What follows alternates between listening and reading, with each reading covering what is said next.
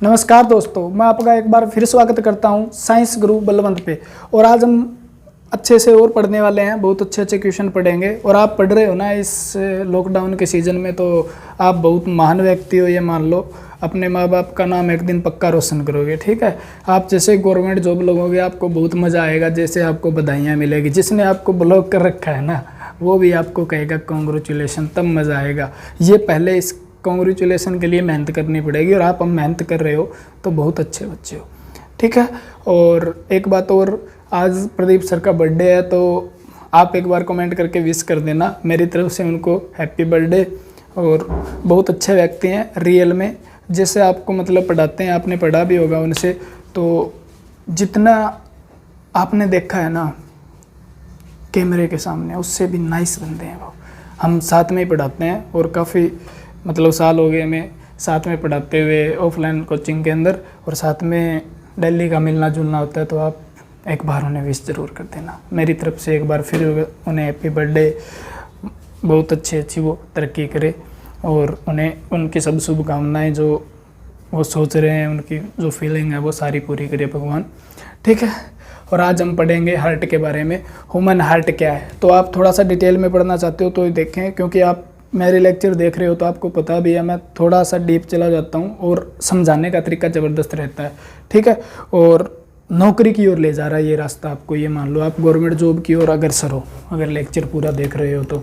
Science की tension नहीं है, क्योंकि साइंस से मैं पढ़ाता नहीं हूँ, मैं सिखाने के काम करता हूँ, और आपको मतलब इस सब्जेक्ट से प्यार करा दूँगा, ठीक है ना। आप कहोगे जब भी शुरुआत करोगे ना, इस सब्जेक्ट से शुरुआत करोगे, क्लियर है। तो हम पढ़ेंगे हार्ट, यानी हम मानव हृदय के बारे में पढ़ रहे थे। हमने कुछ पहले पीछे वाले लेक्चर में किया था, वो नहीं देखा तो आप एक बार देख लें, अच्छे से समझ आ जाएगा, ठीक है। बाकी समझा मैं ऐसे भी दूंगा अगर नहीं देखोगे तो भी। तो अब हम पढ़ने जा रहे हैं हार्ट क्या था। आज हार्ट के बारे में पढ़ने वाले हैं। हमने आंतरिक संरचना के बारे में, हृदय जो होता है, मानव हृदय, वो अंदर से दो भागों में बंटा होता है, ठीक है ना। जिसे हम क्या बोल देते हैं, राइट हार्ट, लेफ्ट हार्ट, ठीक है। यानी दायां हृदय, डायग्राम से समझेंगे एक एक बात को, लेकिन आप थोड़ा सा समझ लो इस बात को, बायां हृदय, ठीक है। और इस हृदय को जो बांटने का काम करती है ना, इसके बीच में जो एक पेशियां होती है उसे बोलते हैं हम ट्रांसवर्स सेप्टम, ठीक है। ट्रांसवर्स सेप्टम क्या करती है, हृदय को दो भागों में बांटने का काम करती है, ठीक है। यानी ये आपका हृदय मान लो, ये मान लो आप, ठीक है ना, फीलिंग के साथ। इसके बीच में जो एक मसल्स होगी ना, वो क्या होगी, ट्रांसवर्स होगी। इसे क्या बोल देंगे हम, दायां, और इसे क्या बोल देंगे, बायां, ठीक है। अब ये हृदय दो भागों में आगे भी बंटा होता है, दायां दो भाग होते हैं और बाएं के भी दो भाग होते हैं। तो दाएं के दो भाग और बाएं के भी दो भाग, ठीक है ना। ऊपर वाला जो होगा उसे क्या बोलेंगे, राइट एट्रियम, और नीचे वाले को बोलेंगे राइट वेंट्रिकल, यानी लेफ्ट एट्रियम और लेफ्ट वेंट्रिकल, ठीक है। पूरा लेक्चर देखने की कोशिश करें, ये नहीं होगा भी शुरू में छोड़ के चले जाते हो आप, मज़ा आना शुरू होता है थोड़ी देर बाद। इसे बोलते हैं दायां आलिंद, और इसे क्या बोलते हैं, दायां नीले, ठीक है। इस वाले भाग को भी बायां आलिंद और बायां नीले। इस बात को ऐसे समझ लो आप, जैसे हृदय के चार पार्ट हैं, हृदय के कितने, चार, ठीक है, ऐसे। और ऊपर वाला भाग क्या है, आलिंद है, ऊपर वाला आलिंद है। ये कौन सा हो गया, दायां, और ये कौन सा हो गया, बायां। ये भी दायां, और ये भी कौन सा हिस्सा हो गया, बायां, ठीक है। अरे क्या लिख दिया, हाँ दायां और ये बायां, ठीक है। ये नीले है और ये भी नीले है, यानी नीचे वाला भाग नीले हृदय का, ऊपर वाला भाग क्या है, आलिंद है, ठीक है। यानी ये भाग जो आलिंद नीले किसके माध्यम से जुड़े होते हैं, तो इतना याद रख लेना, आप किसी न किसी वाल्व के माध्यम से जुड़े होते हैं तो उन्हें बोलते हैं हम आलिंद नीले वाल्व, आलिंद नीले वाल्व, आलिंद नीले वाल्व से जुड़े होते हैं, ठीक है ना। जिस प्रकार कोई चीज़ जोड़ते हैं हम, जैसे आपने कोई नल वगैरह खोलते हैं तो आप बाल बोलते हो, अरे बाल नहीं, वो वाल्व होते हैं, ठीक है ना। तो वाल्व, उसी प्रकार के वाल्व हमारे हार्ट में भी लगे होते हैं 4 प्रकार के। तो आलिंद नीले को वाल्व जो जोड़ते हैं वो क्या कहलाते हैं, आलिंद नीले वाल्व कहलाते हैं। आगे और पढ़ेंगे, ठीक है। तो इनको जो जोड़ने का काम कर रहा है ना, इनके बीच में जो है वो क्या है, वाल्व है, ठीक है ना। इनके बीच में क्या है, वाल्व है, यानी वाल्व होता है, इन्हें वाल्व जोड़ता है। और राइट और लेफ्ट को कौन जोड़ रहा है, ट्रांसवर्स सेप्टम जोड़ रहा है, ठीक है। आलिंद से क्या क्वेश्चन बनेंगे, नीले से क्या क्वेश्चन बनेंगे, ये चीज़ हम पढ़ने जा रहे हैं। अब थोड़ा सा अच्छे से पढ़ लेना इस बात को, ठीक है। समझ में आ गया होगा ऊपर वाला हिस्सा, ठीक है। ये वाला आपका हमेशा रीजनिंग नहीं, रीजनिंग के ऊपर मत जाना, आप रीजनिंग पढ़ते हो तो ये वाला आपका हाथ कौन सा है, राइट है, और ये वाला लेफ्ट है, यानी ये दायां है, ये बायां है। यानी दाएं तरफ जो साइड है वो क्या कहलाएगा, दायां हृदय कहलाएगा, बाएं तरफ जो साइड है वो क्या कहलाएगा, बायां हृदय। यानी हृदय हमारा यहाँ पे इस प्रकार से, ठीक है ना, इधर वाला दायां, इधर वाला बायां। इस बात को समझो आप, और समझोगे तो काम भी आएगा, ठीक है। आलिंद से क्या क्वेश्चन पूछे जा सकते हैं, तो मैं एक बात बता देता हूँ। आलिंद, ठीक है, आलिंद कितने बताए मैंने, 2 प्रकार के होते हैं। एक को राइट बोलते हैं यानी दायां आलिंद बोलते हैं, और एक को बायां आलिंद बोलते हैं। यहाँ से क्वेश्चन आना स्टार्ट हो जाता है, और कहाँ तक पूछा गया है, SICH SSC रेलवे, यहाँ से क्वेश्चन बहुत अच्छे से आते हैं। HSSC, दायां आलिंद के अंदर कौन सा रक्त होता है, तो आपका आंसर होगा अशुद्ध रक्त होता है, अशुद्ध रक्त होता है, ठीक है। अशुद्ध रक्त का मतलब है इम्प्योर ब्लड होता है। क्लियर हुई बात एक तो, ठीक है। आलिंद क्या है, आलिंद से आप याद रख लेना, बस इतना याद रखना, ये नहीं पूछेगा ऊपर का हिस्सा या नीचे का, ऊपर का, यानी आलिंद ऊपर, आलिंद ऊपर का हिस्सा है, ठीक है। आलिंद ऊपर का हिस्सा है, और इस वाले में अशुद्ध रक्त पाया जाता है, और इसमें कैसा रक्त पाया जाता है, तो आप याद करोगे, समझाना मेरा काम है, ठीक है ना। ये रट्टे मारने ही नहीं है, अपने आप पता चल जाएगा। इसमें प्योर ब्लड होता है, इसको अलग नाम दिया जाता है, इम्प्योर और प्योर ब्लड क्या होता है ये चीज़ मैं बताऊंगा, टेंशन मत लेना, ठीक है ना। और बायां आलिंद बाईं तरफ होता है। दायां आलिंद किससे जुड़ा होता है, तो ये जुड़ा होता है महाशिरा से। किससे जुड़ा होता है, तो आपको इतना याद रखना है, महाशिरा से जुड़ा होता है। तो कनेक्ट विथ वेना कावा या वैन कावा, ठीक है ना। ये क्या है, एक रक्त वाहिका है जो क्या लेके आती है, शरीर से रक्त लेके आती है और दाएं आलिंद में गिराती है। शुद्ध रक्त ये किससे जुड़ा होता है, ये जुड़ा होता है आपकी फुफ्फुस शिरा से, यानी आप कहोगे जी पल्मोनरी वेन से जुड़ा होता है, ठीक है। इसमें शुद्ध रक्त होता है, लेकिन वेन, सभी वेन क्या लेके आती है, अशुद्ध रक्त लेके आती है, लेकिन एक वेन ऐसी भी है जो क्या लेके आती है, शुद्ध रक्त लेके आती है फेफड़ों से। यानी फुफ्फुस का इसे क्या बोलते हैं, फुफ्फुस फेफड़ों को ही बोला जाता है। फुफ्फुस किसे बोला जाता है, फेफड़ों को बोला जाता है, ठीक है ना। फुफ्फुस फेफड़ों को बोला जाता है, तो फेफड़ों से रिलेटेड ये शिरा है। अब यहाँ पे एक बात याद रखना, मैंने कहा तो ये भी शिरा से जुड़ा है, ये भी शिरा, तो आलिंद क्या जुड़े होते हैं, शिराओं से जुड़े होते हैं, बस शिराओं से जुड़े होते हैं। और जहाँ पर शिराएं क्या करती है, शरीर से रक्त लेकर आती है, शरीर से रक्त लेकर किस में गिराती है, आलिंद में गिराती है, बस काम हो गया आपका, कंप्लीट हुई बात। इतनी बात याद रखनी है हमें, ठीक है। दायां आलिंद बायां आलिंद, क्लियर है, ठीक है। समझने वाली बातें हैं वो आगे समझ लेंगे, कोई दिक्कत नहीं है, डायग्राम के साथ समझेंगे, बहुत अच्छा सा डायग्राम बनाएंगे, ठीक है।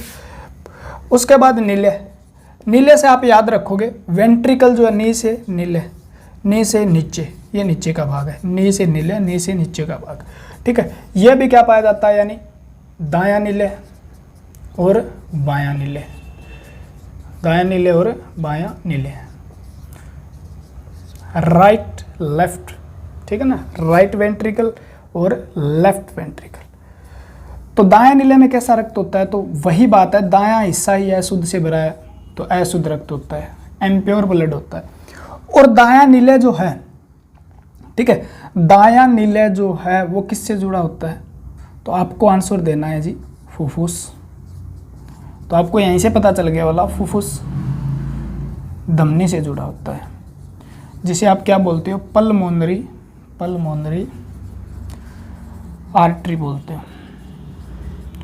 ठीक है ना। फुफ्फुस धमनी से जुड़ा होता है, यानी अशुद्ध रक्त। कौन सी धमनी है जिसमें अशुद्ध रक्त पाया जाता है? तो आपका आंसर क्या रहता है?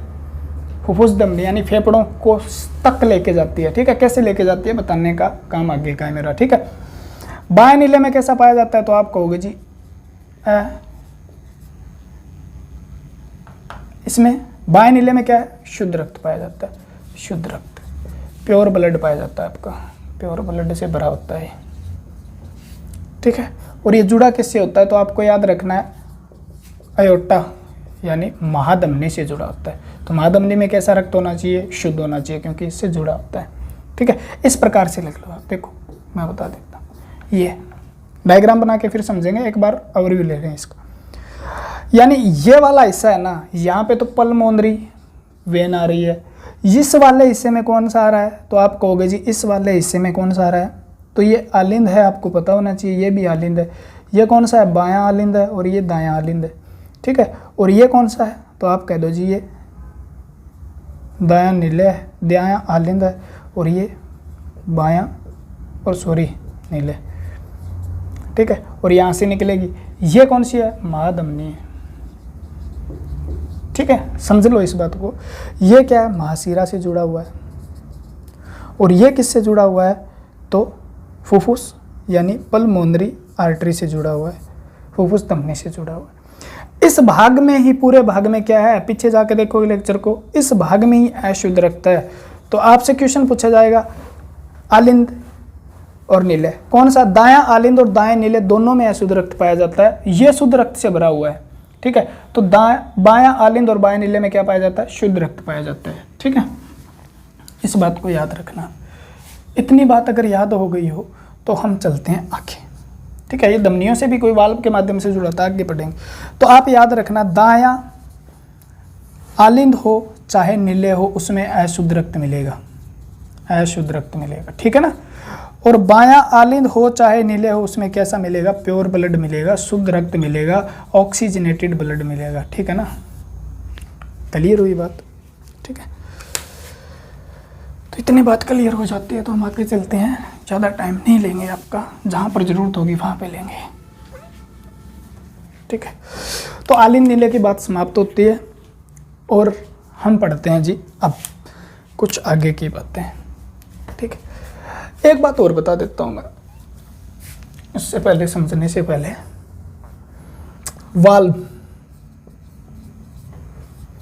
वाल्व होते हैं इसके अंदर, ठीक है ना। वाल्व क्या करते हैं?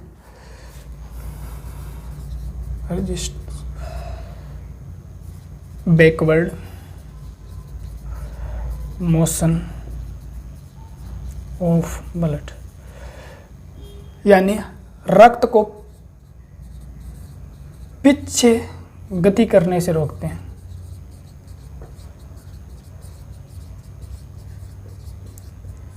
ठीक है।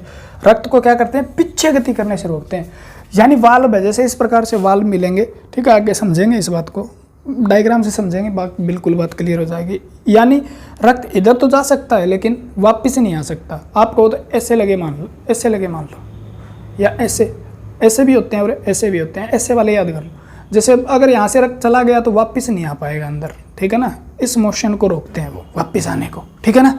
क्लियर हो रही है बात। तो ये कई प्रकार के होते हैं। 4 वाल्व पाए जाते हैं। कितने वाल्व पाए जाते हैं? 4 वाल्व, ठीक है ना। एक तो आलिंद नीले वाल्व होते हैं, आलिंद नीले वाल्व होते हैं, यानी एट्रियो वेंट्रिकुलर वाल्व, ठीक है। बड़े हिस्से में तो ये मान लो। दूसरा किस प्रकार का है? तो आप कहोगे जी सेमीलुनर वाल्व, सेमीलुनर वाल्व, ठीक है ना, यानी अर्ध चंद्राकार। क्यों बोला गया है? क्योंकि ये आधे चंद्र की तरह होते हैं, कटे हुए चंद्राकार वाल्व, ठीक है। अर्धचंद्राकार वाल्व होते हैं। आलिंद नीले वाल्व भी आगे कितने प्रकार के होते हैं? 2 प्रकार के होते हैं। एक को बोलते हैं हम बाइक्यूस्पिड, ऐसे लिख लो आप, ट्राइक्यूस्पिड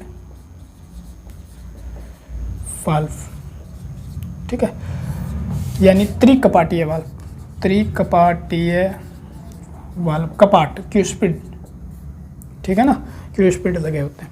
उसके बाद कपाट यानी गेट की तरह, आप ऐसे लिख सकते हो, गेट की तरह लगे होते हैं। उसके बाद बाइक्यूस्पिड, यहाँ से इक्वेशन क्या बनेगा ये मैं बताता हूँ और किस प्रकार से बना था, समझो इस बात को।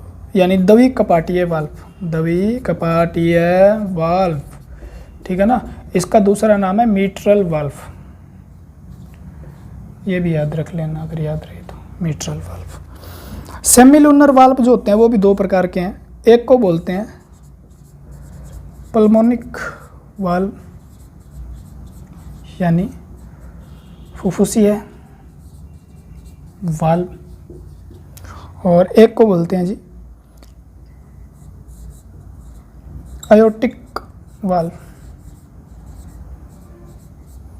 ठीक है ना, यानी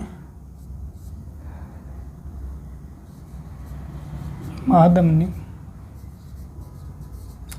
वाल्व, ठीक है। इससे ऐसे समझना है हमें, यहाँ से क्या क्वेश्चन बनेगा, ये मान लो हृदय है, ठीक है, डायग्राम पे तो अच्छे से समझेंगे, ये हृदय और इस प्रकार से मान लो, ठीक है, और ये तो जा रही है शिरा, और रक्त कहाँ जा रहा है, बाएं आलिंद से कहाँ जा रहा है भाई, आलिंद से नीले में जा रहा है। तो आलिंद से नीले में जाता तो नहीं रहेगा, कभी ना कभी ये बंद भी होगा। तो यहाँ पे एक वाल्व लगा होता है, जिस वाल्व का नाम होता है ट्राइक्यूस्पिड वाल्व, जिसका नाम क्या है, कहाँ गया, ट्राइक्यूस्पिड वाल्व। एक इधर लगा होता है, ये भी क्या है, आलिंद, और ये नीले, कौन सा है, बायां, और ये दायां, ठीक है, ये बायां आलिंद बायां नीले, दायां आलिंद दायां नीले। तो इसमें भी वाल्व लगा होता है, यानी इस प्रकार से, इसमें 2 कपाट होते हैं, इसमें 3 कपाट होते हैं। तो इसे ट्राइक्यूस्पिड बोल दिया, और इसे क्या बोल दिया, इस वाल्व को बोल दिया बाइक्यूस्पिड। तो आपसे क्वेश्चन क्या पूछा जाता है, द्विकपाटीय वाल्व किसके बीच में पाया जाता है? तो आपका आंसर क्या होगा, दायां आलिंद और दायां नीले के बीच में पाए जाने वाला वाल्व का नाम क्या है? तो आपका आंसर क्या रहेगा, त्रिकपाटीय वाल्व। आपसे क्वेश्चन पूछा बायां आलिंद और बायां नीले के बीच में एक वाल्व पाया जाता है, वो कौन सा वाल्व पाया जाता है? ऑप्शन चारों मिलेंगे, यही उनमें से एक छांटना है आपको। द्विकपाटीय वाल्व कहाँ है, बायां आलिंद और बायां नीले के बीच में, ठीक है। उसके बाद पल्मोनिक वाल्व, ये अपने आप याद रह जाएगा। देखो यहां से क्या निकल रही है, एक पल्मोनरी क्या निकल रही है, आर्टरी निकल रही है, ठीक है ना। पल्मोनरी आर्टरी यानी फुफ्फुस धमनी निकल रही है, ठीक है। तो इसके बीच में जो वाल्व लगा होता है ना, उसे क्या बोलेंगे, पल्मोनिक वाल्व, यानी ये इधर वाले, ठीक है। यानी पल्मोनरी आर्टरी और दाएं नीले के बीच में कौन सा वाल्व पाया जाता है? तो पल्मोनिक वाल्व पाया जाता है। उसके बाद एक यहाँ से महाधमनी मान लो आप, ठीक है ना, इमेजिनेशन कर रहे हैं, ये महाधमनी, इसके बीच में जो वाल्व लगा होगा उसे क्या कहेंगे, महाधमनी। और बायां नीले के बीच में एक वाल्व होता है, उसका नाम क्या है? तो महाधमनिक वाल्व।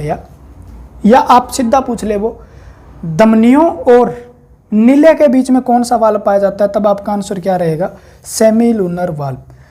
आलिंद और नीले के बीच में कौन से वाल्व पाए जाते हैं? तो आपका नाम क्या रहेगा, आलिंद नीले वाल्व पाए जाते हैं, ठीक है, क्लियर होगा।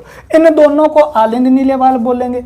और ये वाले दोनों है ना, अर्धचक्राकार होते हैं, यानी ये वाल्व इस प्रकार से होते हैं, ये चक्कर जैसे, तो इन्हें क्या बोलते हैं, सेमीलुनर वाल्व बोलते हैं, सेमीलुनर वाल्व, ठीक है ना, अर्धचक्राकार वाल्व बोला जाता है। इस प्रकार से लगे यहाँ पे सेट हुए हैं, ठीक है ना, इस प्रकार से बना लो आप, इस प्रकार से सेट है मान लो, ठीक है। और यहाँ पे भी इस प्रकार से सेट है, ये लगा लो आप, ठीक है। 3 चक्कर से होते हैं इसके अंदर, छोटे छोटे। तो अर्धचक्राकार वाल्व कहाँ पाए जाते हैं, धमनियों और नीले के बीच। और आलिंद नीले वाल्व कहाँ पाए जाते हैं, आलिंद और नीले के बीच। क्लियर हुई।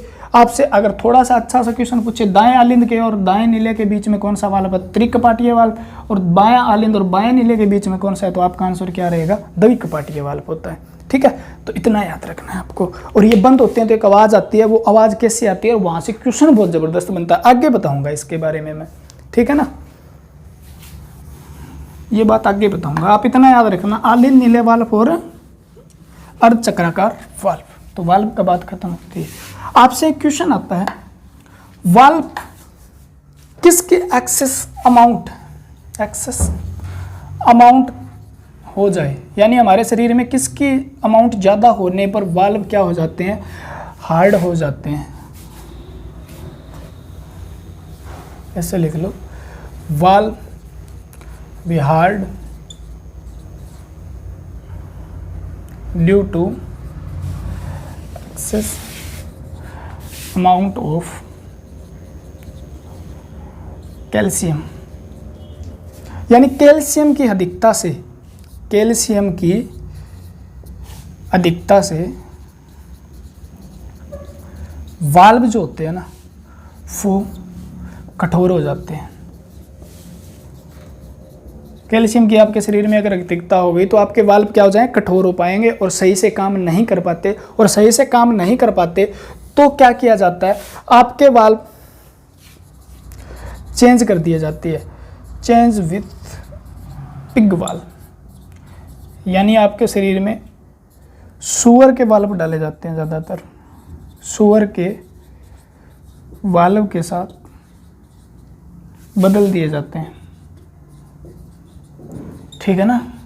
यानी आपके वाल्व अगर सही से काम नहीं कर रहे हैं ना, वो अलग प्रकार से हमें बंद नहीं हो पा रहे हैं, प्रॉपर बंद नहीं हो पा रहे हैं, तो एक क्या हो जाता है, इसका मतलब हमारे शरीर में कुछ ना कुछ प्रॉब्लम होगी। और मेन प्रॉब्लम वो क्या है, कैल्शियम की अधिकता है। कैल्शियम की अधिकता होने से वाल्व हार्ड हो जाएंगे, और हार्ड होने पर क्या किया जाएगा, वाल्व को चेंज कर दिया जाता है, यानी बदल दिया जाता है। किसके साथ बदल दिया जाता है, तो ज़्यादातर जो सूअर के वाल्व होते हैं वो मिलते जुलते होते हैं हमारे वाल्व से, तो हर्ट के जो वाल्व होते हैं, ठीक है ना, तो उसके वाल्व से बदल दिया जाता है, जिसे क्या बोलते हैं, जिनोग्राफ्टिंग बोला जाता है, याद रखना, जिनोग्राफ्टिंग, ठीक है ना, जिनोग्राफ्टिंग उस सर्जरी को, ठीक है। यानी आपके वाल्व के बदलने की जो सर्जरी है ना, या आप कहोगे वाल्व के बदलने की जो क्रिया है ना, वो क्या कहलाती है, जिनोग्राफ्टिंग कहलाती है। यानी आपके वाल्व को पिग के वाल्व के साथ चेंज कर देना, ठीक है, जिनोग्राफ्टिंग है। तो आपके वाल्व हार्ड कैसे हो सकते हैं, आपके शरीर में कैल्शियम की अधिकता से, और कमी से हड्डियां कमज़ोर हो सकती है, आपको भी पता है ये बात। तो ठीक, अगर इतनी बात क्लियर हुई तो हम चलते हैं, कमेंट कर दिया करो भाई मेरे प्यारे प्यारे दोस्तों। अब मैं भी आप ही तो इतना बड़ा नहीं हुआ हूँ ना, बार बार बच्चे को, ठीक है, हो सकता है मेरे से ज़्यादा उम्र के भी पढ़ रहे हो यहाँ पे, तो आप दोस्त की तरह ये मान लो, ठीक है, तो पढ़ो आप प्यार से।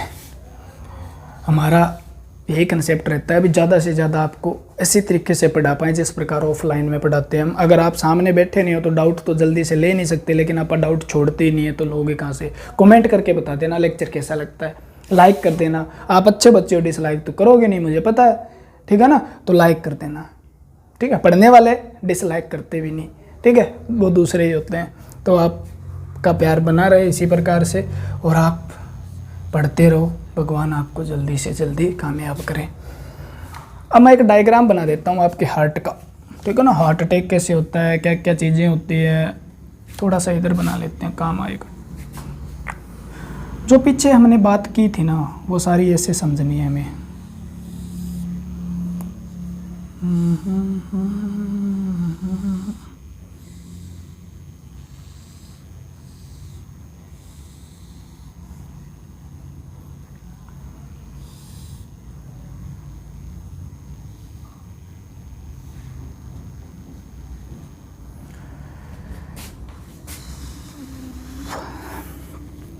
ऐसे समझो इस बात को।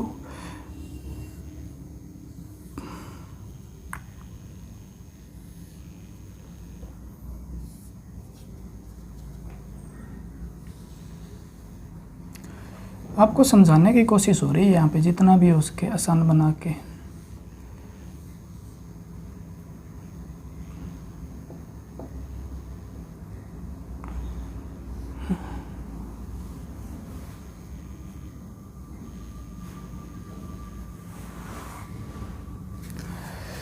इधर से यहाँ से जा रही है ये वाली, अब बताता हूँ मैं कहाँ पे वाल्व लगा होता है, क्या काम करता है, किस किस प्रकार से। ठीक है, सुंदर सा बने तो अच्छा रहेगा, है ना। आपको देखने में मज़ा आना चाहिए बस।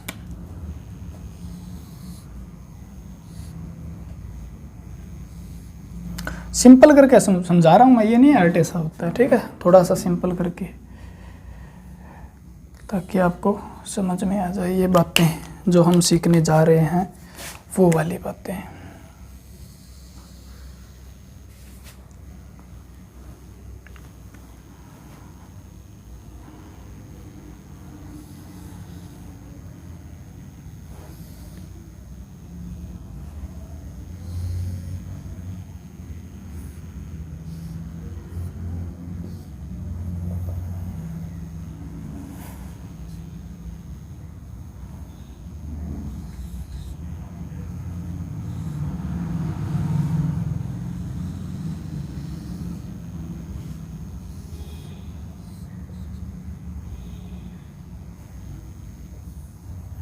ये भी आगे अलग अलग भागों में टूट जाती है ऐसे।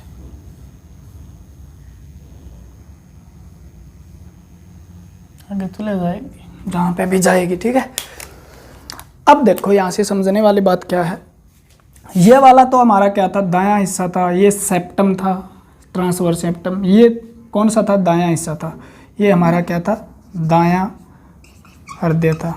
और ये वाला हिस्सा हमारा कौन सा था, तो मैं यहाँ पे लिखता हूँ बायां हृदय था, यानी लेफ्ट हार्ट था।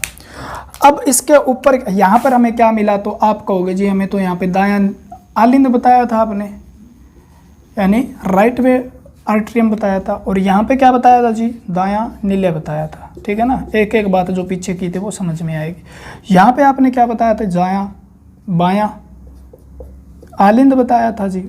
ऊपर से हमने याद किया था, नी से नीचे याद किया था, नीले था। कौन सा नीले था जी, बाईं साइड है तो बायां नीले होगा।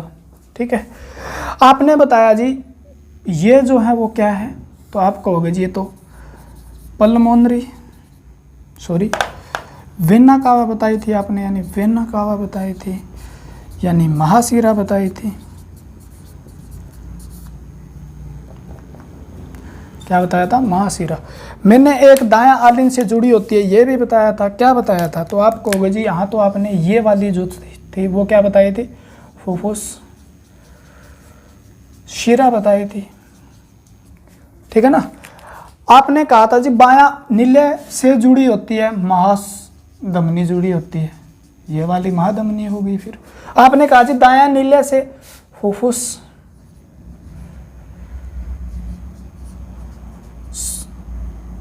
धमनी जुड़ी होती है, तो ये फुफ्फुस धमनी हो गई।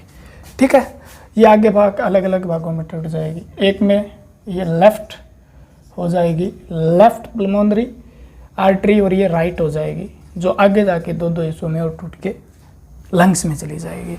ये भी आगे कई भागों में टूट जाएगी। ये आ रही है हमारी लंग्स से। ठीक है, इन वाल्व का नाम क्या बताया था जी, तो आप कहोगे जी इसमें 3 बना लो, आप ऐसे बना लो, याद रह जाएगा। त्रिकपाट वाल्व, त्रिक्यूस्पिड वाल्व बताए थे मैंने। और ये क्या बताया था, तो इसमें 2 बना लो, बाइक्यूस्पिड वाल्व।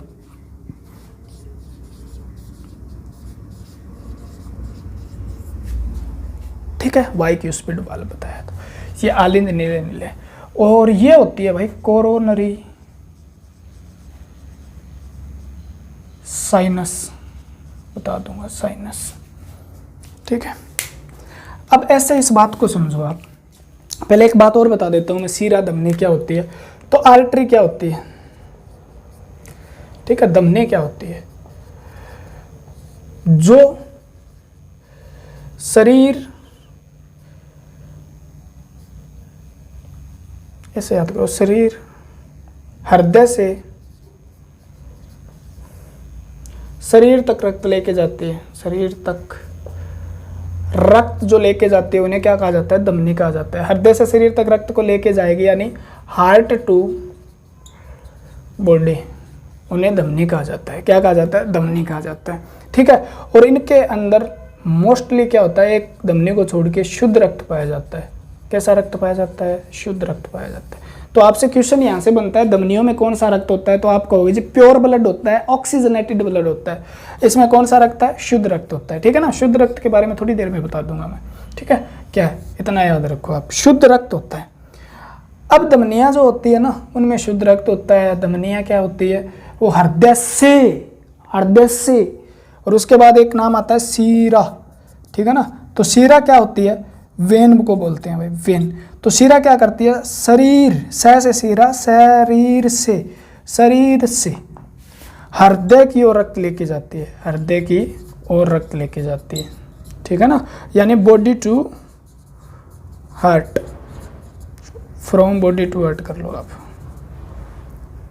ठीक है ना, यानी शरीर से सीरा, से शरीर, यानी शरीर से रक्त लेके जाती है। शरीर में रक्त कैसा हो जाता है, अशुद्ध हो जाता है कार्बन डाइऑक्साइड मिलने के कारण। तो आप क्या कहोगे जी, इनमें क्या पाया जाता है, इम्प्योर ब्लड पाया जाता है, डीऑक्सीजनेट ब्लड पाया जाता है, अशुद्ध रक्त पाया जाता है। शिराओं में अशुद्ध इम्प्योर ब्लड पाया जाता है। ठीक है ना, और धमनियों में शुद्ध रक्त पाया जाता है। आप कहोगे जी एक क्वेश्चन भी आता है, क्वेश्चन इस प्रकार से आता है, तहसीलदार का पेपर था उसमें क्वेश्चन किस प्रकार से पूछा गया था ये बताता हूँ आपको। ठीक है, थोड़ा सा वेट करो।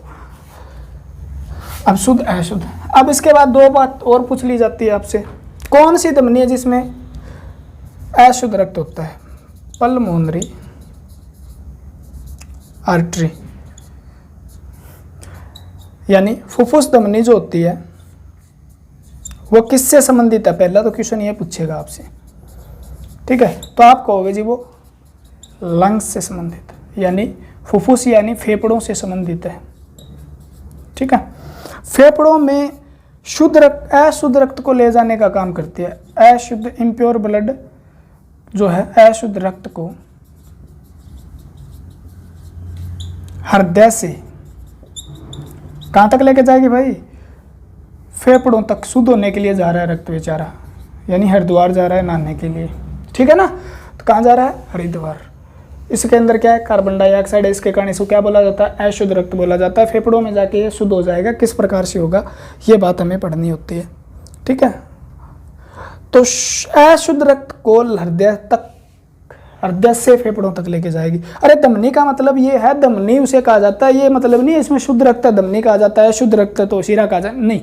जो हृदय से लेकर जाएगी ना, चाहे वो शुद्ध हो चाहे अशुद्ध हो, वो धमनी कहलाएगी। ठीक है ना, और जो हृदय तक लेके आएगी, यानी शरीर से हृदय तक लेके आएगी, वो शीरा कहलाएगी, याद रखना। तो शीराएं हृदय से, शरीर से लेकर आती है सारी शीराएं, यानी क्या लेकर आएगी, हृदय तक लेके आएगी, यानी शरीर से लेके आएगी, तो उनमें अशुद्ध रक्त मिलेगा। लेकिन एक शीरा ऐसी भी है जो शरीर से नहीं, फेफड़े से लेके आ रही है। ठीक है, तो उसमें शुद्ध रक्त है, यानी लेकर आने का काम किसका है, शीराओं का, लेकर जाने का काम धमनियों का। ठीक है, तो अब चाहे शुद्ध हो अशुद्ध हो, इससे फर्क नहीं पड़ता, तो इससे जुड़ी है ये। लेकिन है धमनी है तो अशुद्ध रक्त लेके जा रही है। कैसा रक्त लेके जा रही है, अशुद्ध रक्त फेफड़ों तक। तो एकमात्र अपवाद माना केस जो है वो क्या है, ये। ठीक है, तो फुफ्फुस धमनी के अंदर क्या पाया जाता है, अशुद्ध रक्त पाया जाता है। तो आपसे एक बार एक तहसीलदार के पेपर में ये क्वेश्चन आया था, फेफड़ों तक हृदय पहुंचाने का काम निम्नलिखित में से किसका है। तो आपसे ऑप्शन दिया गया था, वहाँ पे फुफ्फुस धमनी, फुफ्फुस शीरा वगैरह लिखा ही नहीं गया था। धमनी ऑप्शन में था ए, दूसरा था शीरा बी, तीसरा केशिकाएं सी। ठीक है, उपरोक्त सभी। तो आपका आंसर क्या रहना चाहिए था, आप तो रट्टा मार के बैठे हो, फुफ्फुस धमनी फुफ्फुस धमनी फुफ्फुस, लेकिन आपने धमनी था उस पर जोर नहीं दिया। ठीक है ना, तो आंसर क्या होना चाहिए आपका, सीधा धमनी होना चाहिए, क्योंकि रक्त हृदय से जहाँ पर शब्द आ जाए ना वहाँ पे धमनी नाम आएगा, चाहे वो धमनी कोई सी भी हो। ठीक है ना, चाहे महाधमनी हो चाहे फुफ्फुस धमनी हो, लेकिन फुफ्फुस धमनी है शुद्ध रक्त को लेके जाती है। और महाधमनी अयोटा, ये क्या सबसे बड़ी धमनी है, महाधमनी कहा जाता है इसे। इसे याद रख लेना, महा का मतलब बड़ी, सबसे बड़ी धमनी होती है ये, सबसे बड़ी धमनी है। एक बात तो ये, ठीक है। और ये क्या होती है, शुद्ध रक्त को शरीर तक पहुंचाती है, शुद्ध रक्त को शरीर तक लेके जाती है। ठीक है, सबसे बड़ी है, इतना याद रखना है महाधमनी के बारे में, सबसे बड़ी धमनी है जो शुद्ध रक्त लेके जाती है। उसके बाद एक अच्छी इंपॉर्टेंट है जहाँ से हार्ट अटैक की संभावनाएं आपको बनती है। ठीक है, तो वो उस धमनी का नाम क्या है, तो उस धमनी का नाम क्या है, तो आपको याद रखना होगा, मैंने पहले भी लिखा है, ठीक है, कोरोनरी नाम लिखा है, तो कोरोनरी आर्टरी। अब सभी शरीर के सारे भागों को तो रक्त पहुंचा रहा है हृदय, लेकिन हृदय की मांसपेशियों में भी तो कोशिकाएं हैं, कार्डियक सेल हैं, यानी कार्डियक टिश्यू हैं, उसके अंदर कार्डियक मसल है। तो वो मसल क्या काम कर रही है, तो मसल को एनर्जी तो चाहिए काम करने के लिए, ऊर्जा चाहिए, तो उसे क्या चाहिए, ऑक्सीजन भी चाहिए, ऑक्सीजन चाहिए, न्यूट्रिएंट चाहिए, मिनरल वगैरह जो रक्त लेके आएगा, हार्मोन चाहिए, तो सारा कुछ वो चाहिए। तो वो कोरोनरी धमनी क्या करती है, आप इंपॉर्टेंट करके लिख लेना, यहाँ से क्वेश्चन बनता है मोस्ट इंपॉर्टेंट, ठीक है ना। हृदय की मांसपेशियों को, हृदय की मांसपेशियों को रक्त पहुंचाता है। हार्ट जो मसल है ना, उन तक हार्ट जो ब्लड रीच करता है ना, वो किसके माध्यम से करता है, तो कोरोनरी आर्टरी के माध्यम से करता है, हृदय की मांसपेशियां, ठीक है ना, हृदय की मांसपेशियों तक शुद्ध रक्त पहुंचाने का काम करती है, शुद्ध रक्त पहुंचाने का काम करती है। और इस धमनी में अगर आपके शरीर में क्या हो गया, कोलेस्ट्रॉल की मात्रा बढ़ जाती है, ठीक है ना, बताया था ना, कोलेस्ट्रॉल जो क्या था, एक बुरा कोलेस्ट्रॉल कहा गया था, जिसे क्या कहा था, वेरी लो डेंसिटी लिपोप्रोटीन कहा गया था, उसकी मात्रा ज़्यादा हो जाती है। तो ये इसका जो क्या होता है, डायमीटर जो होता है ना, व्यास जो होता है वो क्या हो जाता है, इसके अंदर जम जाता है वो, और व्यास कम होने की वजह से रक्त की क्या हो जाती है, कमी हो जाती है। किस में रक्त की कमी हो जाती है, हृदय की मांसपेशियों में, और हृदय की मांसपेशियों में, हृदय की मांसपेशियों में क्या होगी, कमी हो जाएगी।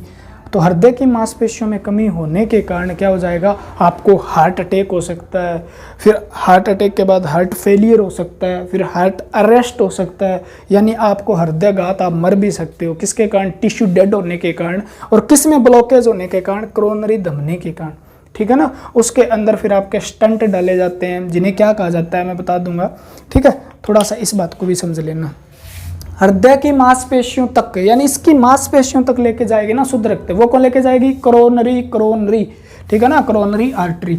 और अगर वहां तक रक्त नहीं पहुंचा किसी न किसी तरीके से, वो क्या होगी, जैसे ये आपकी क्या है, कोरोनरी धमनी, इसके अंदर मैंने कहा ये कोलेस्ट्रॉल जम गया, किसी और पदार्थ के कारण इसके अंदर स्वेलिंग आ गई वगैरह आ गई, तो क्या होगा, पहले तो ये रक्त इधर से होते हुए फूल जा रहा था, लेकिन अब क्या हो गया, इसके अंदर कमी आ गई, यानी रक्त बहुत ही कम जा पा रहा है, इतना इसका व्यास बचा है, ठीक है। तो क्या हो जाएगा, हार्ट जो होगा इसके अंदर क्या हो जाएगी, ब्लड की कमी हो जाएगी, और ब्लड की कमी हो जाएगी तो एनर्जी की कमी, और एनर्जी की कमी हो गई तो वो क्या होंगे, हार्ट टिश्यू है वो क्या होना शुरू हो जाएंगे, हार्ट टिश्यू डेड होना शुरू हो जाएंगे, हार्ट टिश्यू मृत हो जाएंगे, मर जाएंगे, ठीक है ना। हृदय के उत्तक मरने को क्या बोलते हो आप, हार्ट अटैक बोलते हो, हार्ट अटैक बोलते हो, ठीक है ना, हार्ट अटैक, यानी जिसे आप क्या बोलते हो, हृदयघात। वो किसके कारण हो रहा है, कोरोनरी धमनी के, हृदयघात बोला जाता है, ठीक है।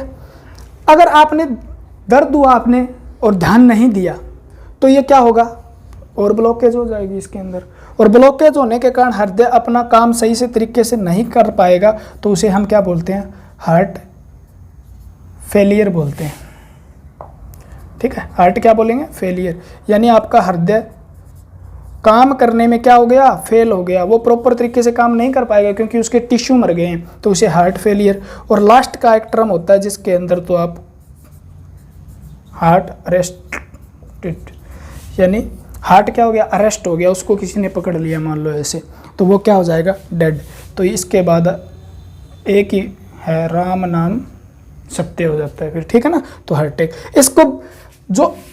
इसको खोलने की क्रिया है ना, ठीक है, उसके दो तीन प्रकार है। आपने सुना होगा बायोप्लास्ट, ठीक है ना, आपने क्या सुना होगा, बायोप्लास्ट सुना होगा, ठीक है ना। आपने दो बातें सुनी होगी, एक तो होता है, गर्मी ज़्यादा है, एक मिनट,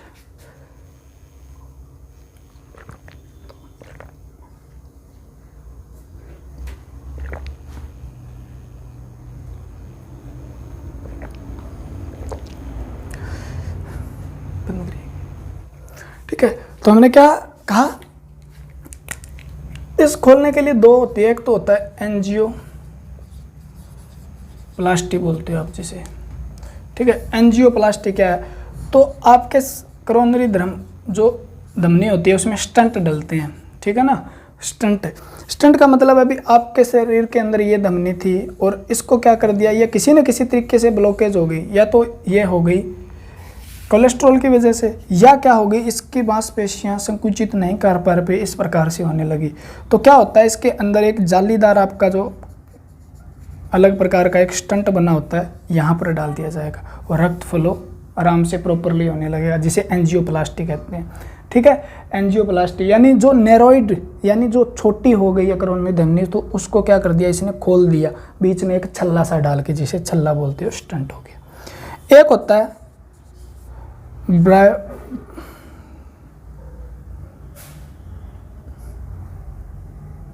बाईपास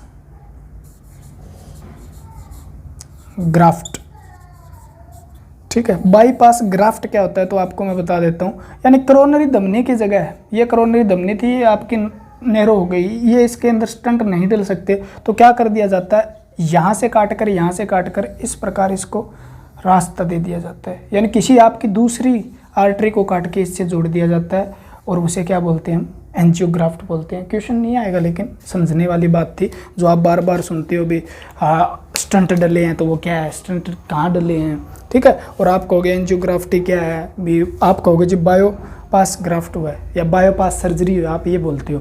तो बायोपास ये है, उसके अंदर क्या होगा, दूसरी वाल्व को किसी न किसी वाल्व से काट के क्या कर दिया जाता है, जोड़ दिया जाता है, जो इसी साइज की हो, इसी साइज की आर्टरी हो, जो उसे जोड़ दिया जाता है। यानी पहले रास्ते यह था, और ये रास्ता क्या हो गया, अभी किसी न किसी प्रकार से डेड हो गया, तो यहाँ से काट के इस प्रकार से इस रास्ते को आगे ब्लड को रक्त पहुँचाया जाता है, इसे बोलते हैं बायो। और एंजियोप्लास्टी में स्टंट डलते हैं। क्लियर हुई बात क्या, ठीक है। तो कोरोनरी धमनी किससे संबंधित है, तो आपको याद करना है, ठीक है। उसके बाद आपकी सीरा है, तो महासीरा क्या है, मैंने सीरा बताया था। सीराओं में कैसा रक्त होता है, अशुद्ध होता है। महासीरा सबसे बड़ी सीरा है। वेना कावा जो क्या है, सबसे बड़ी सीरा है, इसको इस प्रकार से याद करो, सबसे बड़ी सीरा है, ठीक है ना। जो क्या लेके आती है, सभी जो वेन इकट्ठी होके क्या बना पाती है, महासीरा बनाती है। ऊपर वाली को क्या बोलते हैं, उच्च महासीरा, नीचे वाले को निम्न महासीरा, इसको बोलेंगे सुपीरियर वेना कावा, इसको बोलेंगे इन्फीरियर वेना कावा, ठीक है ना। लेकिन आप महासीरा लिख लो, इतना नहीं पूछेगा। यानी नीचे के हृदय से रक्त ले, हृदय से नीचे के भाग से रक्त लेके आएगी, वो तो ये वेन लेके आएगी, और ऊपर के भाग से यानी आपके दिमाग वगैरह से लेके आएगी, वो ऊपर वाले लेके आएगी, उच्च महासीरा, ठीक है। लेकिन आपको याद करना है, महासीरा क्या होती है, सबसे बड़ी सीरा होती है, ठीक है, सबसे बड़ी सीरा है।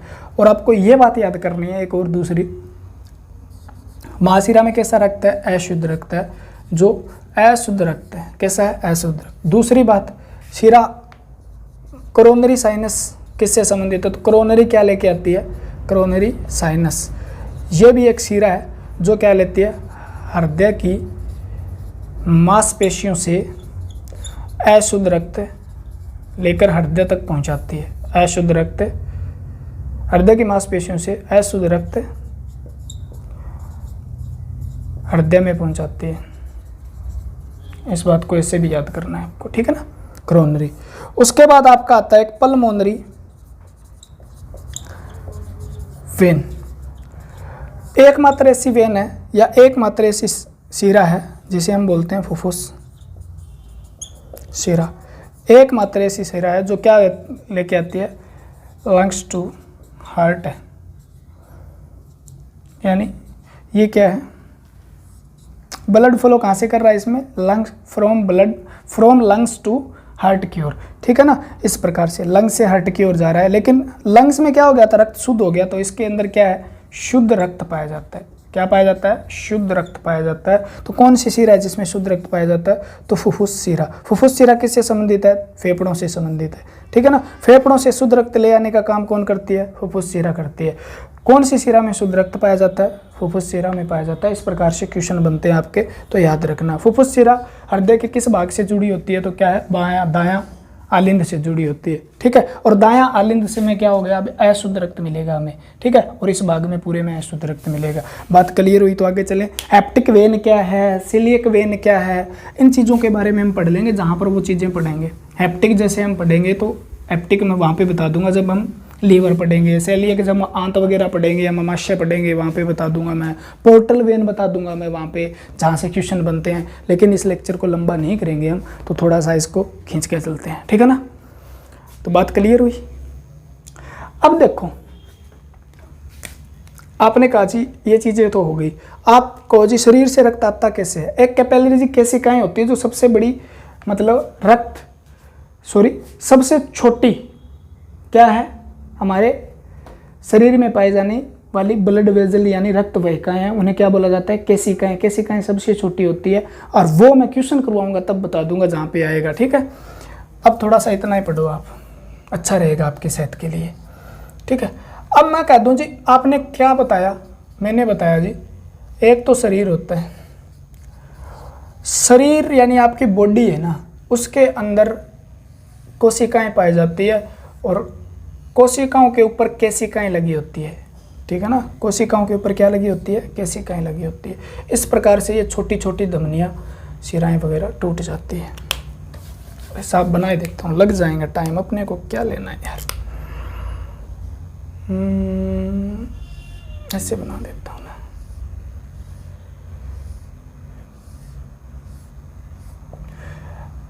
ये शिरा है और ऐसे शिराओं से मिलकर बनेगी महाशिरा। यहाँ तक दिखाई दे रहा है क्या। और महाशिरा कहाँ जाएगी, तो आपका आंसर रहेगा जी दायां आलिंद में।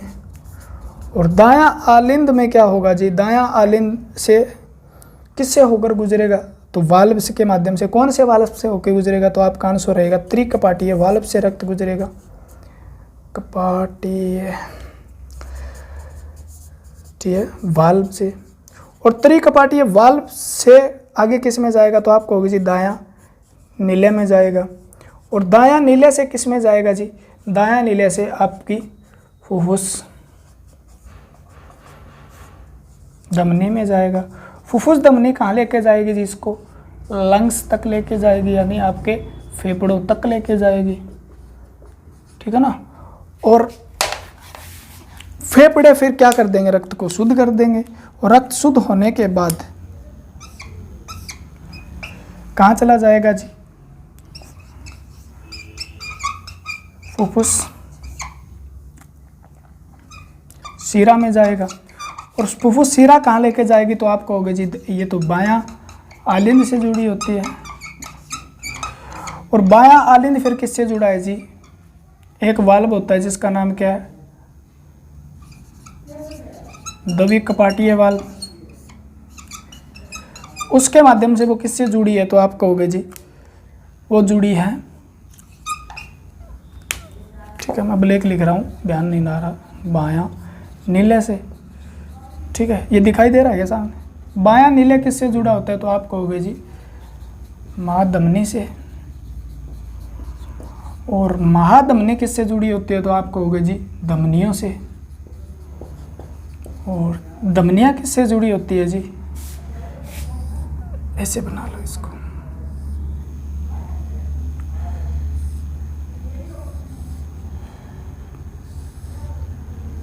ये धमनियाँ है, एट्रियोल भी बोलते हैं, आगे धमनिका भी बोलते हैं, लेकिन वहाँ तक नहीं जाना आपको।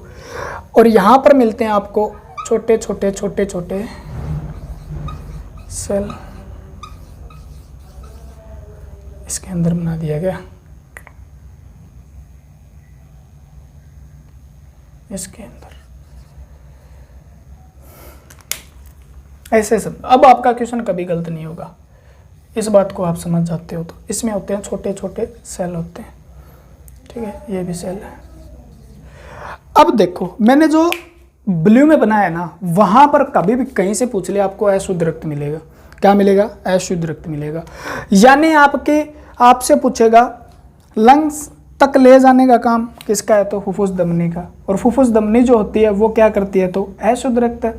शरीर में यहाँ पे कौन सा रक्त है, इधर वाली साइड अशुद्ध रक्त है, अशुद्ध रक्त है। इस बात को बना लो आप, इस तरीके से समझ में आ जाएगा, इम्प्योर ब्लड है। और यहाँ पर क्या है जी, इधर वाली साइड आपका शुद्ध रक्त है, शुद्ध रक्त है, ठीक है। यानी कहीं से भी पूछ ले, मासीरा में अशुद्ध रक्त है, दायां आलिंद में अशुद्ध रक्त है, त्रिकपाटीय वाल्व से अशुद्ध रक्त गुजरता है, दायां आलिंद में दायां नीले में अशुद्ध रक्त है, इधर वाली साइड में अशुद्ध रक्त है, इधर वाली साइड लंग्स में होने के बाद, यानी यहाँ पर कौन सा ब्लड था, यहाँ पर था डीऑक्सीजनेटेड ब्लड, जिसके अंदर कार्बन डाइऑक्साइड मिल गई थी हमारी कोशिकाओं से, और ये होता होता कार्बन डाइऑक्साइड कहाँ तक लेके आया, ब्लड के साथ कार्बन डाइऑक्साइड यहाँ तक आई, और कार्बन डाइऑक्साइड यहाँ से फेफड़ों से निकल गई और यहाँ से एंट्री कर गई ऑक्सीजन, और ऑक्सीजन आने के बाद वो क्या हो गया, ऑक्सीजनेटेड ब्लड हो गया, जो किसे फुफ्फुस शिरा से बायां आलिंद में, बायां आलिंद त्रिकपाटीय वाल्व में, दायां नीले में होते होते महाधमनी, और महाधमनी से धमनिका, और धमनिका से कहाँ चला गया, हमारी कोशिकाओं तक गया, ठीक है ना। कोशिकाओं तक ऑक्सीजन पहुंचाई, ऑक्सीजन उसने क्या कर दी, एक्सचेंज कर दी कोशिकाओं में, और यहाँ से क्या ले ली, फिर कार्बन डाइऑक्साइड, फिर इसी गति से, इसे बोलते हैं सर्कुलेटरी सिस्टम, जिसे हम सर्कुलेशन करता है ब्लड इस प्रकार से। कहाँ से जाता है, देखो यहाँ से आया, कहाँ से आया, यहाँ से रक्त आया आपका शरीर से, और इसमें भर गया,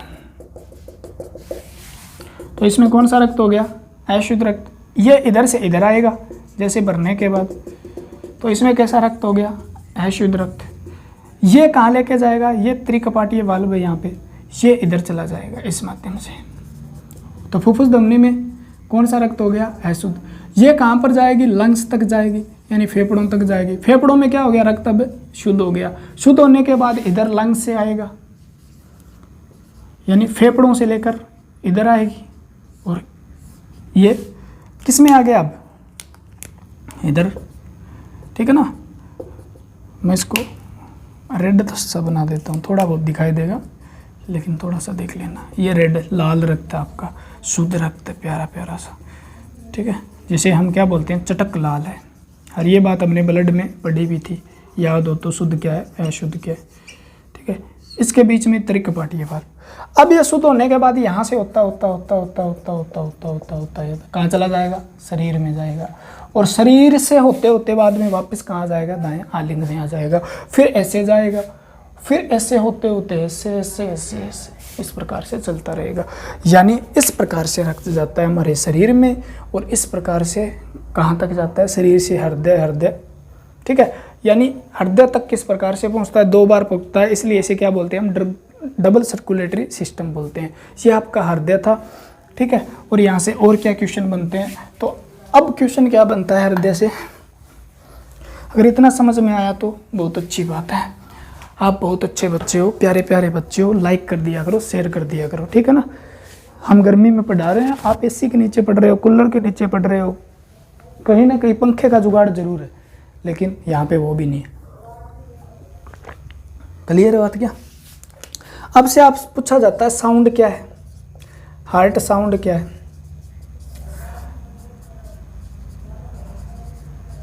हृदय धमनी क्या है, ठीक है ना। हृदय से ध्वनि उत्पन्न होती है, वो क्या है और किससे सुनी जाती है। हृदय के अंदर ध्वनि होती है, वो होती है, एक को बोलते हैं फर्स्ट साउंड,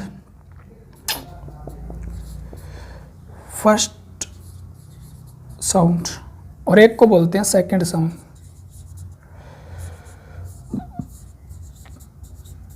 प्राथमिक ध्वनि या प्राइमरी साउंड लिख लो यहाँ पे, प्राइमरी साउंड, इसे बोल दो सेकेंडरी साउंड।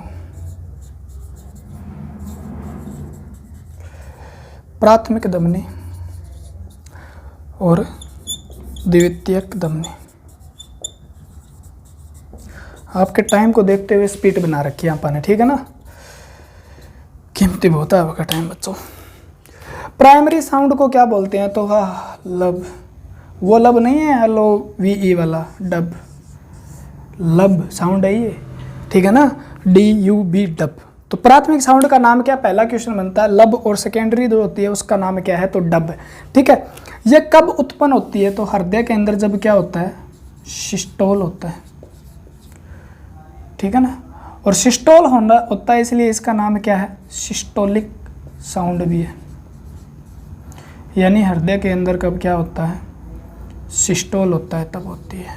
बताता हूँ सिस्टोल क्या है, यानी हृदय के अंदर क्या होता है, संकुंचन होता है, ठीक है। और ये कब उत्पन्न होती है, यानी डायस्टोल, डायस्टोल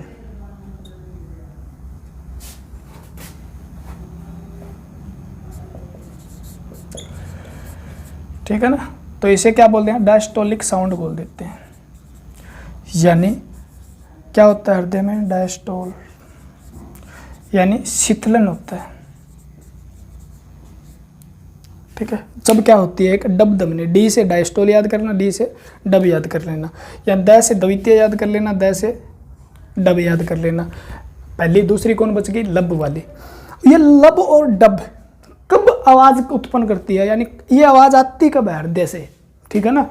कैसे आती है, तो आपने एक बताया संकुंचन, संकुंचन का दूसरा नाम आपका है जी कॉन्ट्रैक्शन भी बोलते हो आप, ठीक है ना, संकुचित होना। और इसको क्या बोलते हो आप, हृदय को रिलैक्सेशन भी बोलते हो, याद रखना, ठीक है, रिलैक्सेशन या कॉन्ट्रैक्शन।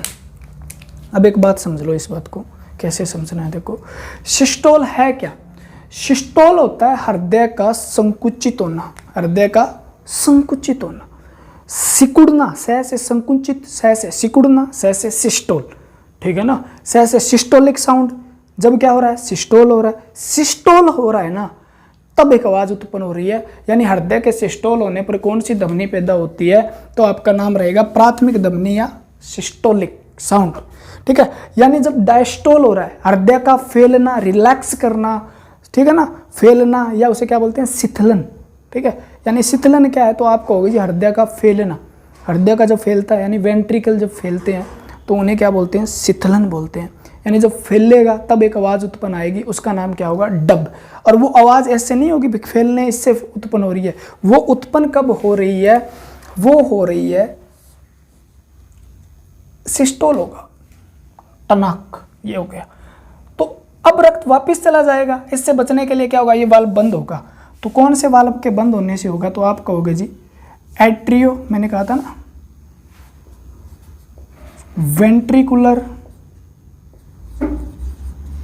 वाल्व जो होते हैं ना वो क्लोज होते हैं, यानी बंद होने से।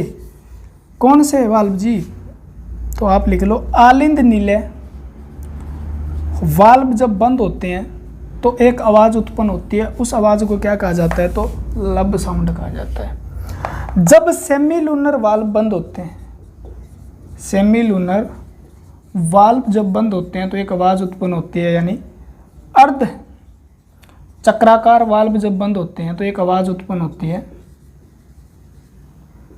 तो उस साउंड को क्या कहा जाता है, सेकेंडरी साउंड। यानी सेमीलूनर से आप याद करोगे सेकेंडरी, ठीक है ना, सेकेंडरी। यानी सेमीलूनर वाल्व होते हैं तो कौन सा, सेकेंडरी साउंड होती है, जिसका नाम क्या है, डब डब, डायस्टोलिक डायस्टोलिक। आप ध्यान से देखो, ऐसे करेगा संकुंचन करेगा तो ये वाल्व बंद होंगे, नया वाल्व ये बंद ना होंगे तो क्या होगा, रक्त जो वापस नहीं चला जाएगा, क्या इधर से इधर चला, तो इसको बंद होना पड़ेगा। यानी इस प्रकार से और ऐसे हो जाएंगे, और जैसे ये ऐसे होंगे ना, एक दूसरे से टकराएंगे, यानी ये ऐसे होंगे एक दूसरे से टकराएंगे तो एक आवाज़ आएगी जिसे बोलते हैं लब, ठीक है। ये वाले ये खुल जाएंगे उस समय, जब क्या होगा, संकुंचन हो गया, क्योंकि रक्त किधर तो जाना है ना, तो इधर जाएगा रक्त, ठीक है। लेकिन जब ये ऐसे होंगे यानी इनका क्या होगा, शीतलन होगा, रिलैक्स होंगे, ठीक है ना, तो इनका डायस्टोल होगा। तो डायस्टोल होने पर एक आवाज़ आएगी, वो कैसे आएगी, क्योंकि ये वाल्व अब खुल गए हैं, यहाँ पे रक्त आना है क्योंकि चौड़ा हो गया है ये, और इसके अंदर से रक्त वापस न आ पाए तो ये वाल्व बंद हो जाएंगे।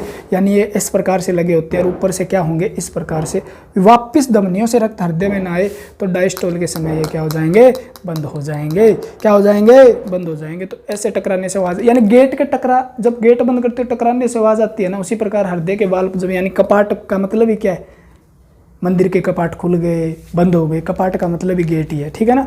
तो ये ऐसे टकराते हैं तब आवाज़ आती है, यानी ये टकराते हैं तो आवाज़ आती है लब, और ये टकराते हैं तो डब। और ये कब बंद होते हैं तो आपको पता ही है, क्योंकि ये खुलेंगे, क्या होगा, खुलेगा जब, तो बंद नहीं होंगे ना, जब ये खुलेगा ना तब तो क्या होंगे, ये बंद होंगे, और ये जब ऐसे होगा तो ये बंद होंगे। यानी ऐसे होने पर संकुंचन बोलते हैं, और ये वाल्व जब बंद होते हैं ना तो लब की साउंड आती है, और ऐसे होने पर ये खुलते हैं, ये बंद हो जाते हैं तो इसे एक साउंड आती है, उसे डब कहा जाता है। तो लब और डब। और ये साउंड किससे सुनी जाती है, most and most important question है, हृदय की धड़कन सुनने के लिए नहीं, स्टेथोस्कोप से। स्टेथोस्कोप जो होता है ना, यानी स्टेथोस्कोप, जिससे हृदय की धड़कन सुनता है। डॉक्टर ये वाला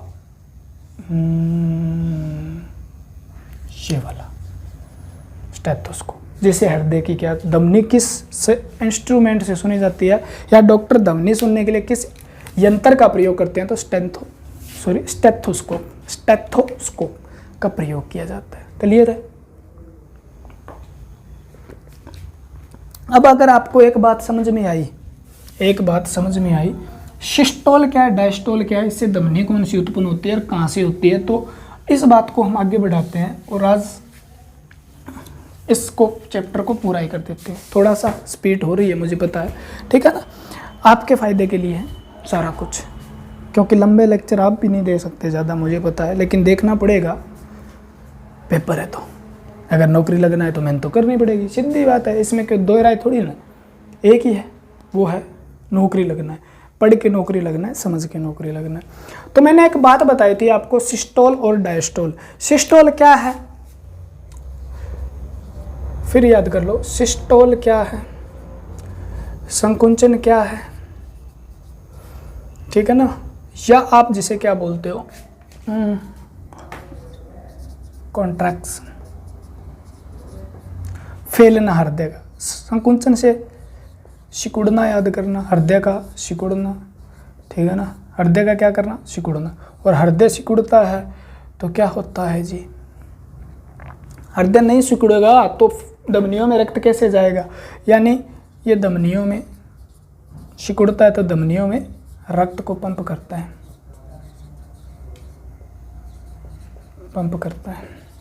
ठीक है, इस बात को ऐसे, ये जब सिकुड़ता है तो रक्त पंप करता है। इस क्रिया को क्या कहा जाता है, तो सिस्टोल। हृदय का सिकुड़ना क्या कहलाता है, तो संकुंचन कहलाता है या सिस्टोल कहलाता है, ठीक है ना। और डायस्टोल क्या है, शीतलन क्या है, ये बात, यानी शीतलन हृदय का सीधा है फैलना, यानी इसका क्या करना, रिलैक्स करना, तो इसे रिलैक्सेशन भी बोलते हैं, ठीक है। यानी हृदय जब फैलेगा तो क्या आएगा, आलिंद से नीले में रक्त भरेगा,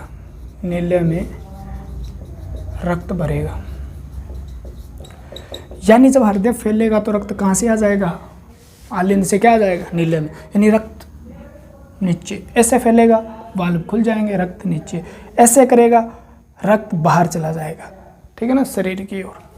क्लियर हो रही है बात क्या, डायस्टोल और सिस्टोल, ये दोनों बात क्लियर है। यानी जब ये डायस्टोल करेगा तब तो रक्त आ रहा है, लेकिन नीले के अंदर से जा कब रहा है, जब ये क्या करेगा, सिस्टोल। तो दोनों क्रियाएं जरूरी है, और दोनों क्रियाओं में समय कितना लगता है, 0.8 सेकंड लगता है। कितना लगता है, 0.8 सेकंड लगता है, 0.8 सेकंड लगता है। बात क्लियर है क्या, ठीक है। यानी संकुचित होने में 0.5 सेकंड लगता है और फैलने में 0.3 सेकंड लगता है, टोटल 0.8 सेकंड, ठीक है। इससे सिस्टोल और डायस्टोल से हमें क्या क्वेश्चन याद करना है, एक तो लब और डब धमनी याद करनी है, दूसरा क्या याद करना है, ब्लड प्रेशर क्या होता है, ये याद करना है आपको, ठीक है ना। रक्त दाब क्या है, तो आपको इतना मैं बता देता हूँ, 120/80 mm प्रति पारा होता है, ये क्वेश्चन तो आपको पता ही है, ये नॉर्मल का है, लेकिन आप इतना नहीं जानते 120 क्या है, 80 क्या है, ठीक है ना। है क्या रक्त दाब, हाइपरटेंशन क्या है, उच्च रक्त दाब क्या है, हाइपोटेंशन क्या है, निम्न रक्त दाब क्या है, इस चीज़ को जानने के लिए मैं अगला लेक्चर और देखना पड़ेगा, ठीक है ना, क्योंकि ब्लड प्रेशर आगे लेक्चर में क्या होगा, अगला जो लेक्चर होगा उसके अंदर मैं क्या करवाऊंगा, क्वेश्चन करवाऊंगा, और क्वेश्चन के अंदर जहाँ पर इसका जिक्र आ जाएगा ना, वहाँ पे इसको मैं कंप्लीट कर दूंगा। तो वीडियो को पूरा देखें और बहुत मज़ा आने वाला है। एक क्वेश्चन होता है, उसके कितने ऑप्शन होते हैं, 4 ऑप्शन होते हैं, और 4 ऑप्शन से कितने क्वेश्चन बन सकते हैं और कैसे कैसे क्वेश्चन आ सकते हैं वो हम सोल्व करेंगे।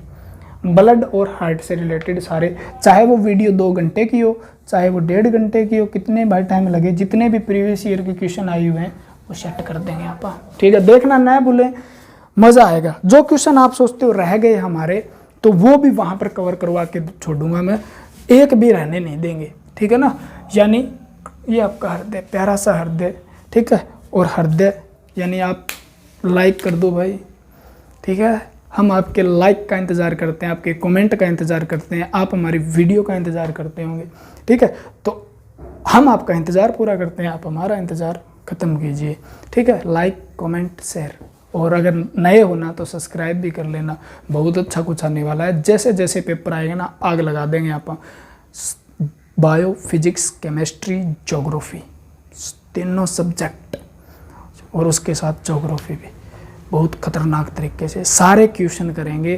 किसी भी सब्जेक्ट के हो चाहे, क्वेश्चन करवाने में मुझे बहुत मज़ा आता है, ठीक है। और क्योंकि क्वेश्चन कराने के लिए नॉलेज होनी चाहिए। अगर आपको सीधा रट्टा मारना है तो आप मार सकते हो कहीं पे भी जाके, लेकिन यहाँ पर डिटेल में मिलेगा और अच्छे से मिलेगा। तो आपको भगवान जल्दी से जल्दी कामयाब करे। तो आज के लिए इतना ही, फिर मिलेंगे, विदाई लेते हैं। जय हिंद।